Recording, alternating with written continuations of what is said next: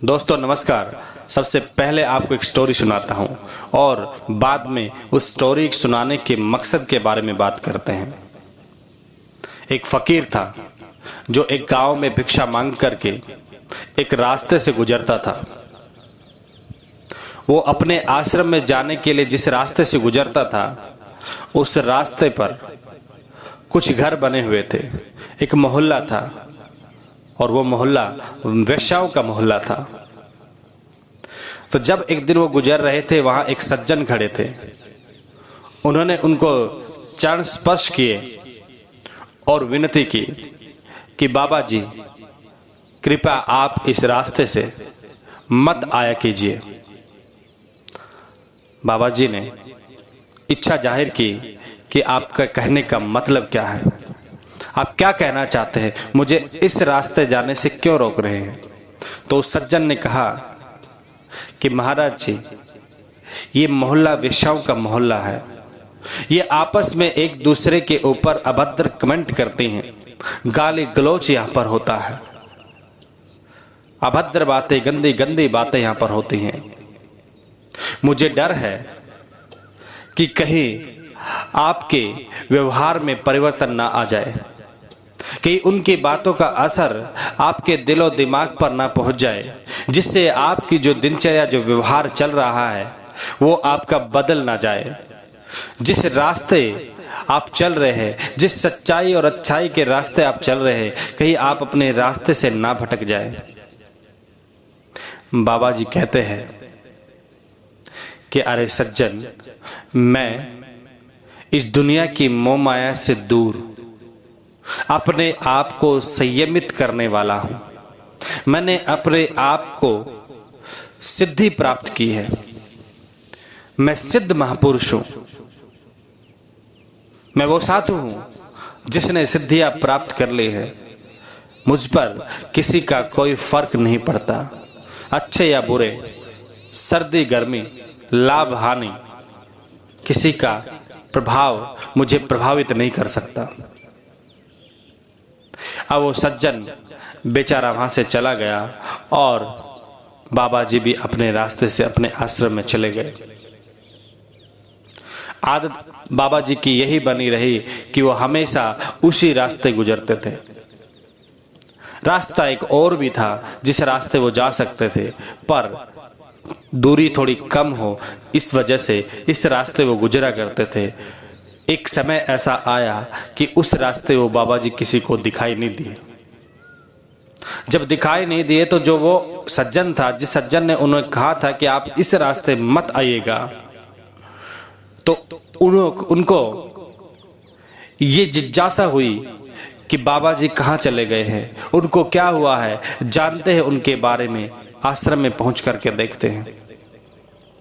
वो चल दिया उस बाबा जी के आश्रम की ओर और आश्रम में पहुंचने के बाद देखता है तो उनके शिष्यों के द्वारा पता चलता है कि बाबा जी की तबीयत काफी खराब है, उनका स्वास्थ्य खराब है।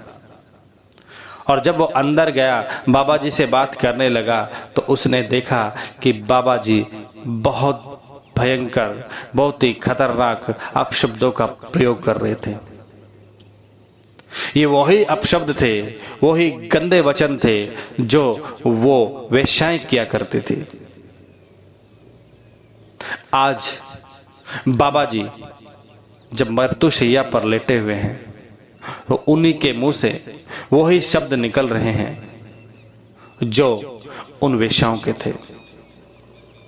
दोस्तों, इस कहानी से हमें ये समझना है, ये सीखना है और आज से ही हमें अपने आप में ये परिवर्तन करना है कि जो माहौल हमें मिलता है, जिस माहौल में, जिस एनवायरनमेंट में, जिस वातावरण में हम रहते हैं, उसका असर आज नहीं तो कल हमेशा आता है।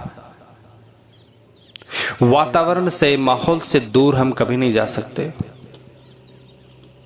उसका बहुत मेहनत करने के बाद कुछ ना कुछ अंश तो उस माहौल का आपके ऊपर देखने को मिलेगा ही मिलेगा। इस बात में कोई दो राय नहीं है।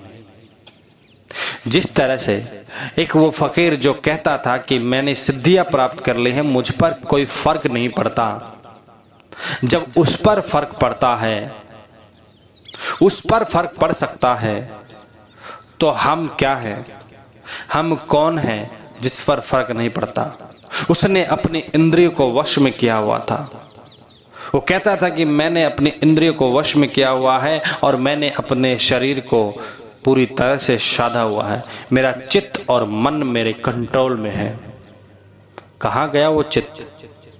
कहाँ गया वो मन जो आज उनके मुख से वो शब्द निकल रहे हैं जो उन वैश्याओं के मुंह से निकलते थे? तो दोस्तों, एक माहौल का बहुत बड़ा असर पड़ता है।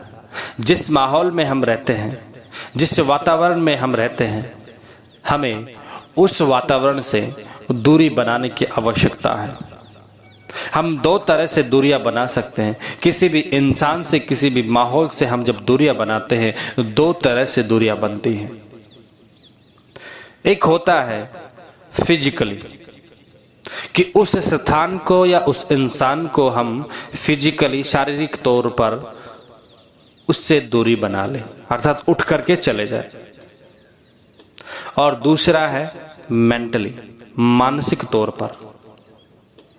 जैसे कई बार ये होता है कि जिस घर में हम रहते हैं उसी घर में एक इंसान ऐसा है जिससे हमारी बनती नहीं है, पर रहना पड़ता है। ये हमारी मजबूरी है, हम उसको छोड़ करके नहीं जा सकते। जैसे वो पत्नी हो सकती है, वो माँ हो सकती है, वो बाप हो सकता है, बहन भाई हो सकते हैं। हम उनको छोड़ करके नहीं जा सकते, उनसे हम अलग तो नहीं हो सकते, पर हम एक काम जरूर कर सकते हैं। वो ये कर सकते हैं, उनसे मेंटली तौर पर अलग हो सकते हैं। मेंटली तौर पर अलग हम कब होते हैं?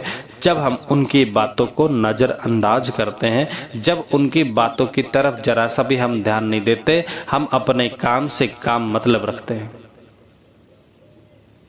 तो एक फिजिकली तौर पर कि हम उठ करके वहां से चले जाएं, उस स्थान को हम छोड़ दें, कहीं और जगह रहने लग जाएं।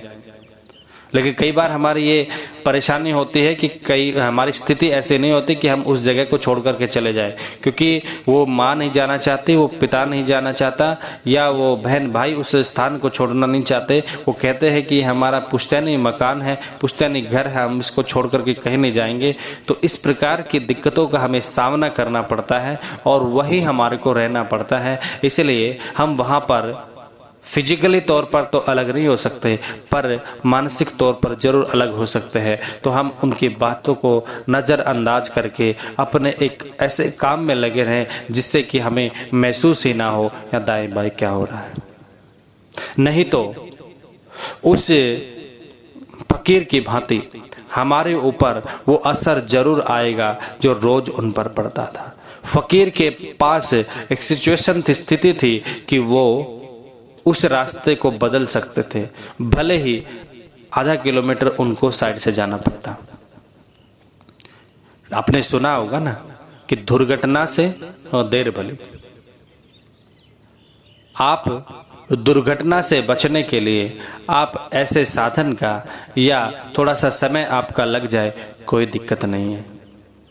इसलिए आपको ये हमेशा सोचना है कि ऐसे माहौल में, ऐसे लोगों के बीच हम ना रहें जिनसे कि हमारी ज़िंदगी में गलत परिवर्तन आ सकता है। दोस्तों, आपने इस कहानी के माध्यम से आपने ज़रूर सीखा है कि आप अपने जीवन को ऐसे वातावरण से थोड़ा अलग रखेंगे। वो मेंटली तौर पर रखें या आप फिजिकली तौर पर रखें, वो आपका है, वो मकसद आपका है, वो निर्णय आपका है।